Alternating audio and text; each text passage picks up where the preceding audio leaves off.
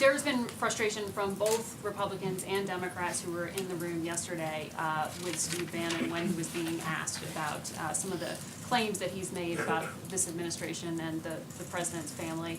But specifically, some of the criticism has been aimed at the White House because of guidance that has supposedly been given as to what can and cannot be said, specific topics that are off limit, and the scope of executive privilege.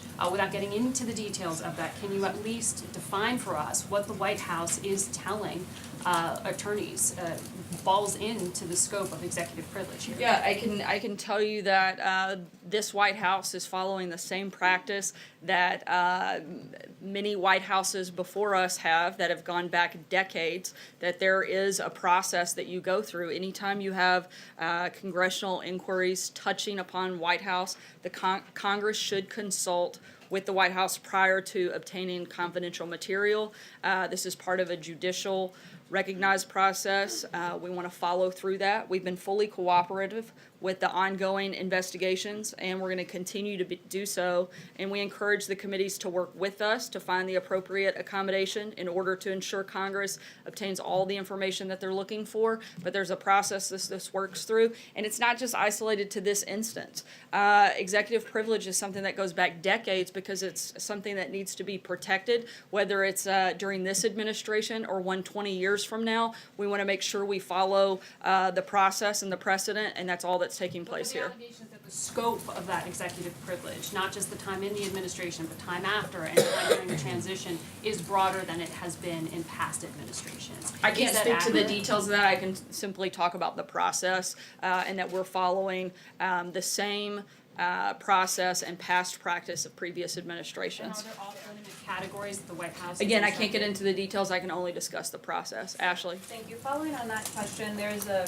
news report out today that Steve Bannon's attorney was relaying the questions he was asked by the Senate Intel Committee in real time to the White House. And so my questions are, who was he relaying the questions to? Is that something the White House specifically asked his attorney to do? And if so, why did the White House think that was a necessary step in handling Bannon's testimony? That's the same process that is typically followed. Sometimes they actually have a White House attorney present in the room. This time it was something that was relayed via phone, and again, was following standard procedure for an instance like this, and something that will likely happen again on any other number of occasions, not just within this administration, but future administrations. Jordan? Thanks, Sarah.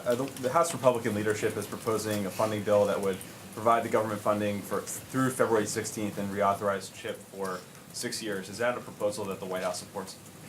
We do support the short-term CR. However, that's not our first choice. We'd still like to see a clean funding bill, a 2-year budget deal, but we do support the short-term CR, but we're going to continue moving forward in that process. Ken? Sarah, does the president think it's acceptable for Republicans or Democrats to allow a government shutdown at the end of the week? And you have obviously different options here, but does he think it's acceptable for a shutdown to occur?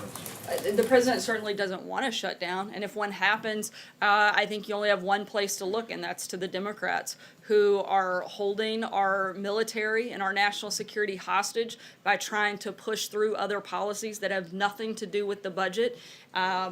We would like to, again, get a budget deal done, a 2-year budget deal, a clean budget deal, and then focus on negotiations following that deal with finding a permanent solution to DACA and responsible immigration reform. We've said that many times before. Our position has not changed. Republicans control Congress, they control the White House. Take 60 votes, and Republicans don't have 60 votes. So Democrats either need to decide that they're going to come here to do their jobs, and they're going to govern, and they're going to put our national security ahead of their own personal political agendas, or they're not. It's really simple, and that's a decision you're going to have to ask the Democrats. What's more important, national security or political agendas? I can't answer that for you. Cecilia? You just said that the president certainly doesn't want a shutdown. Last year, he tweeted that a shutdown would be a good thing. So what caused his views to He said it'd be good A politics. good shutdown. Yeah. That's what he said. Look, that's never been a preference of this administration. It wasn't then, it isn't now. And again, if that does happen, the blame, the fault will all lie at one place because we would like to see a budget deal happen. John? Sarah? Yeah, thank you, Sarah. In an interview last Friday with Newsmax Television, the ambassador of Pakistan, Ambassador Chowdhury, commented on the president's decision to roll back most of the aid for security assistance to the Islamabad government. And he said Pakistan does not want aid, but more importantly, and I quote, Pakistan wants respect, and Pakistan wants recognition of our work and our contribution and our sacrifices. Regarding the president's comment that Pakistan has responded to the aid with, quote, lies and deceit, he simply said, we won't dwell on that part because it's not beneficial to either party. Your response to Ambassador Chowdhury? Look, our position is firm that we believe that withdrawing that aid is important, and I would refer you to the State Department on anything beyond that. Stand by the lies and deceit comment that the president made. Yes. Thanks, sir. Two questions. First, I'm going to follow up on a couple of my colleagues' questions here on negotiations, but on the first point about Steve Bannon. Understood your points about process and how this all works, but sort of broadly, is the White House afraid of what Steve Bannon might say in these interviews? Not that I'm aware of. I think we've been pretty clear what our position is in regards to this entire process, that there was absolutely no collusion. But in terms of, what he might say, I can't answer that. I can't speculate on that.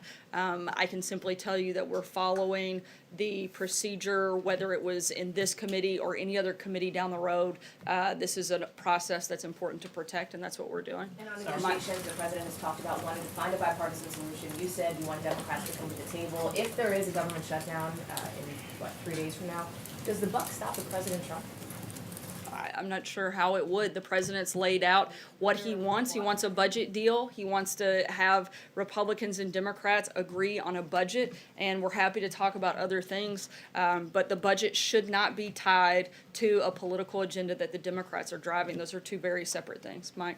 There's some legal experts are suggesting that the subpoena for Bannon shows this investigation is becoming more aggressive instead of winding down. So a couple questions. Is the president prepared for this investigation to last into the months to come? And following up on Hallie, would you encourage Bannon to tell all, like his camp is saying he will, to Mueller? Look, as we've said, regardless of who it is, we're going to be fully cooperative with the special counsel and encourage everybody involved in the process to be fully cooperative. The first part of your question is, are we prepared? I think we've been dealing with this hoax for the better part of a year. If we have to endure the ridiculous's for another month, we can certainly handle it. Do the American people deserve that? No, I don't think they do. Steven? In the interest of clarity, you've spoken of how the White House counsel's office has been involved in this process on the Hill. Has the White House, to this point, actually asserted executive privilege, or are you talking about the potential? I'm talking about the process. I can't go any further than that. Quick question on the CR. You speak of how the president would like to see a short-term CR passed. Is he going to lean on the fellow Republicans who are in the House Freedom Caucus to see to it that they vote for it? Like I just said, we support the short-term CR. Our preference is the longer two-year budget deal, but we support the short-term. So the answer would be yes, that he will encourage the House Freedom Caucus to vote for it? Yes, like I said, we support the short-term and think it is certainly better than not having that and having a government shutdown as the alternative. But again, our preference would be a longer-term deal. Blake? Sarah, when you look at the calendar then, January 17th, the budget deal potentially that goes to February 16th, the DACA expiration is up March 5th. Does the president want to see a DACA deal get struck before the next CR would end, or is he willing to potentially take this up to the deadline in early March? Look, I think what we'd like to see happen is let's make a budget deal by Friday, and then let's come back to work aggressively on Monday and make a deal on DACA and responsible immigration reform. We'd like to do all of those things, and we'd be happy to do them quickly if Democrats are willing to work with us and get on board. You also are rolling out an infrastructure plan this month, so if the CR gets passed this week, is priority number one next week DACA or trying to get support together for infrastructure? Look, we very much want to get a deal done on DACA. That's a big priority for us right now, but we can certainly manage more than one thing at a time, as we're used to doing around here. And if infrastructure gets rolled out by the end of the month or the first part of next month, we'll certainly be working on that as well. Kristen? Sarah, thank you. This weekend, President Trump planning to go to Florida and apparently some celebrations for the one-year anniversary of his inauguration.